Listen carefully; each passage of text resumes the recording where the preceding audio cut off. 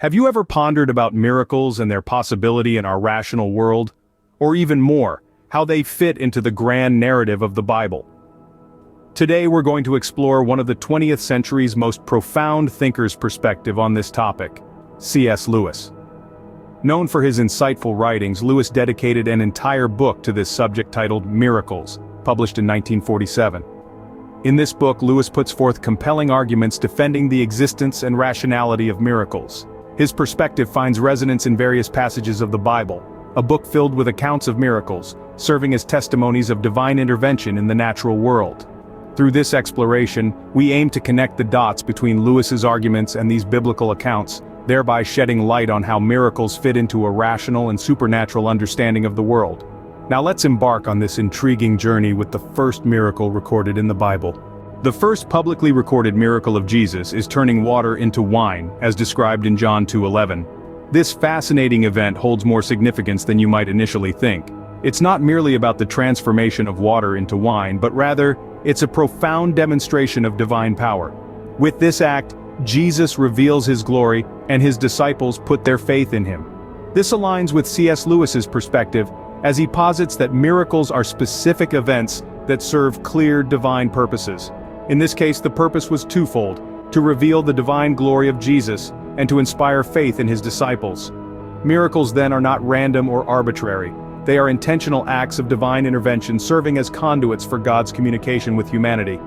This miracle set a precedent for all the miraculous events that followed, all serving a divine purpose. Hebrews 2:3-4 emphasizes that God uses miracles as testimonies to the truth of the Christian message. These words echo through the annals of biblical history, resonating with the arguments C.S. Lewis presents in his book, Miracles. Let's take a moment to delve into this passage. How shall we escape if we ignore such a great salvation? This question posed in the verse leads us to ponder the significance of miracles. Lewis suggests that these supernatural events are not arbitrary, but rather, they have a profound purpose in God's communication with humanity. The verse continues, God also testified to it by signs, wonders and various miracles, and gifts of the Holy Spirit distributed according to his will. Here we find a clear alignment with Lewis's argument. Miracles act as divine testimonies, signs and wonders that confirm the truth of the Christian message. Miracles thus are not random acts, but intentional acts of divine communication. Luke 7:22 highlights the variety of miracles performed by Jesus, each one confirming his divine power and demonstrating his compassion. Jesus gave sight to the blind, made the lame walk, cleansed those with leprosy, enabled the deaf to hear, raised the dead, and proclaimed the good news to the poor. These miracles were not random or arbitrary, but each had a clear purpose, often directly addressing human suffering and need. This perspective brings us to the heart of C.S. Lewis's view on miracles. For Lewis, miracles were not just supernatural events that disrupted the natural order. They were, above all, manifestations of divine goodness and intervention in human reality. They were instances where God's love reached out and touched the world in extraordinary ways. These miracles testify to a God who is not distant or indifferent, but one who is deeply involved with his creation. A God who cares about our suffering and seeks to alleviate it. A God who intervenes in our reality out of compassion and love. Consider the miracle of giving sight to the blind. This is not simply a demonstration of divine power, but a profound act of kindness. It is a God reaching out to a person in their darkness and bringing them into the light.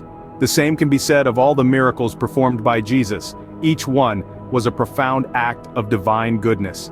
In the miracle of the lame walking, we see a God who frees people from their limitations, who enables them to move and live fully.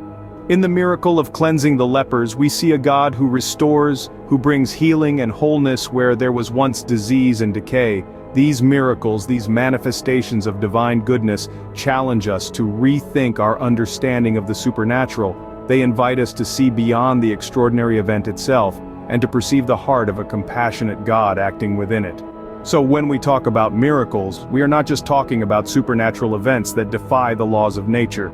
We're talking about expressions of divine goodness and compassion, about God reaching out to touch and transform our reality. Miracles in this light are not simply supernatural events, but expressions of divine goodness and compassion. According to Acts 2:22, miracles serve as evidence of Jesus' divine mission. This verse from the Bible is a profound testament to the belief that miracles are not just random, inexplicable events, but are in fact divine acts with a meaningful purpose. Let's consider the words, "Jesus of Nazareth was a man accredited by God to you by miracles, wonders and signs, which God did among you through him, as you yourselves know." The verse strongly underscores the notion that miracles were a fundamental part of Jesus' life and mission. They were the divine credentials that demonstrated his unique connection with God. This idea aligns seamlessly with the arguments put forth by C.S. Lewis in his book, Miracles. Lewis asserts that miracles are more than just extraordinary events that defy natural laws. Instead, he suggests that they are significant acts of God, intended to reveal his nature and engage with humanity in a meaningful way. Just like the verse from Acts, Lewis's perspective emphasizes that miracles are not merely supernatural phenomena, but are indeed divine interventions that serve a specific purpose. They are a way for God to interact with the world, to demonstrate his power, to inspire faith, and to convey his messages. Think of it this way. Miracles are like divine signatures, a unique and undeniable mark of God's presence and action in the world. They are God's way of saying, "Here I am, and this is what I can do."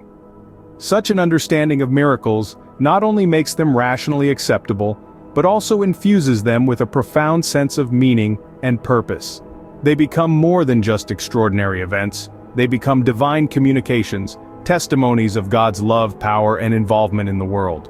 In conclusion, miracles, as per C.S. Lewis's arguments and the biblical verses, are not only rationally possible, but also essential elements in the divine narrative of the Bible. They serve as a bridge between the divine and the human, a sign of God's active presence in our lives, and a testament to his power and love.